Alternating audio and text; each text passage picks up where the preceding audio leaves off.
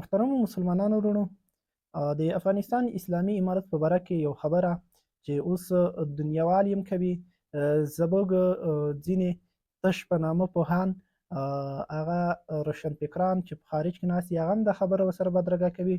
چې د افغانستان اسلامي امارت په افغانستان کې ښځې ته حقوق نه ورکوي، ښځې تعلیم ته نه پرېږدي، ښځې آزاد ژوند ته نه پرېږدي او ښځې خپل کاروبار ته نه پرېږدي چې هغه د خپل کور مصارف او د خپل کاروبار هغه په خپله دوی پیدا کړي.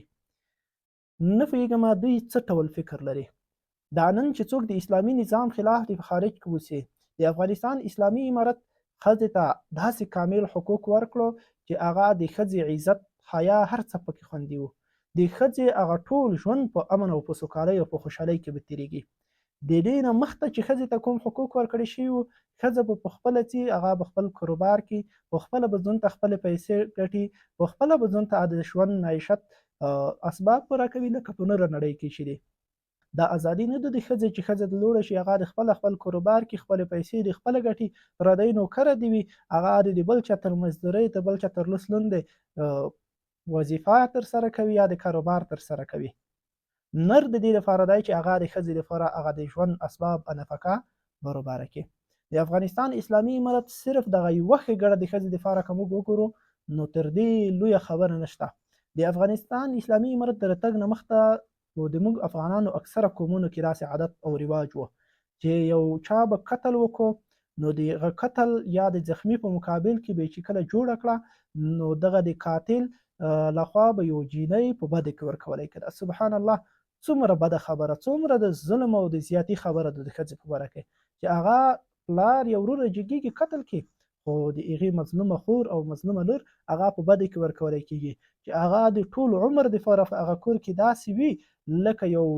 زنداني، یو داسې وي چې هغه د ښځې د طرفه دې ته پیغور ورکولی کېږي، هغې باندې دا نوم د عمر دپاره پروت وي چې هغه په بده کې ورکړی شوي دو. نو دا د هغې دپاره څومره د ضلالت ژوند و. د افغانستان اسلامي امارت مشرتابه د طرفه فرمان صادر شوی چې هېڅوک د دې حق نه لري چې ښځه په بده کې ورکړي.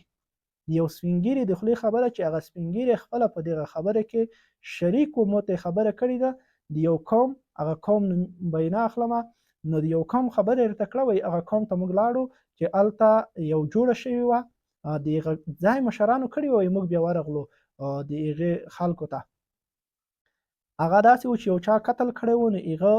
بیا جوړه داسې شوې وه د هغه ځای د مشرانو لخوا چې یو جلکۍ به په واده کې ورکولی کېږي. نو د ده 10 یا 12 کالو ماشومه لور وه. نو موږ چې کله خبر شو وایي موږ ورغلو هغه ځای ته، نو موږ تقریبا وایي تر 40-50 پورې مشران هغه راټول شو او دا خبره مو وکړه چې څو به هغه د مقتول کورنۍ ته به ورځو چې که دغه جلکۍ وبخښي، دغه جوړه بغیر د جلکۍ نه وکړي نو دا به ښه وي. دا جلکۍ خو به ډېره بده خبره وي چې دا ده ته ورکولی کېږي ځکه د دې ټول عمر تباه کېږي. بیا وایي موږ د ځان سره هغه ماشومه جلکۍ د 10-12 کالو جلکۍ هغه د ځان سره بوتله، نو هغه کور ته روان شو.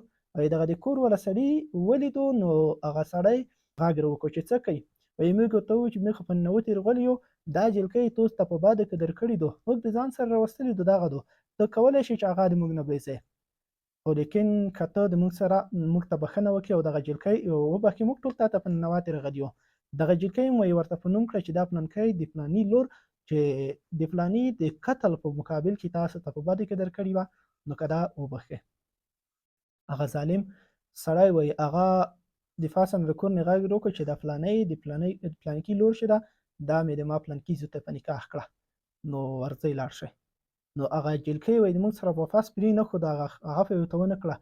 وایي دا جلکۍ چې یو بل ته د بوډا دغه سپین ږیري ته وکتل، وایي قسم په الله دا 30-40 سپین ږیري چې موږ سره تللي وو ټول په ژړا شول، ټول د هغې ځای نه په ژړا راغله. نو دا څومره یو ظلم او زیاتی و په تېرو نظامونو کې چې هلته د ښځې ازادي وه، د ښځو حقوق خوندي وو، د ښځې تعلیم خوندي وو، ښځې ته تعلیم حق ورکړی شوی وو. خو هېچا د ولسمشر نه نیولې تر عسکره هېچا د دې پوښتنه نه وکړه چې ولې دغسې کېږي، او سره د دې چې دا پېښه د جمهوري نظام په وخت کې په افغانستان کې شوې ده، دغسې په زرګونو او په لکونو نورې پېښې کېدې، هېچا یې پوښتنه ونه کړه.